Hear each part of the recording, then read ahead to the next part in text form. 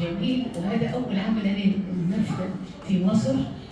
جيت قلنا لي رأيي مش دمار ومش حرب، لا، يبقى حضارة ويبقى فن وإبداع. وكان هذا المسرحية أو هذه المنظمة حكاية الروسية هي انطلاقتي والعرض كل عام. وطبعا يوم الافتتاح كانت مدام سميحة حاضرة ومدام سميرة حاضرة ومجموعة كبيرة ومدام مديحة كثير من الفنانين حتى الصحفيين قالوا لي هذا مهرجان مش افتتاح عرض. والمسرحية فضلت 12 سنة نعرض فيها إلى هذه اللحظة. شكرا مصر وشكرا ليبيا وكل سنة وانتم طيبين. كل حب نجمتنا الكبيرة سميحة، طبعا العزيزة وفاء الحكيم بنت ليبيا أيضا دائما معنا في كل المهرجانات. شكرا قلتها في سيد المسرح أستاذ محمد رياض، كل احترام.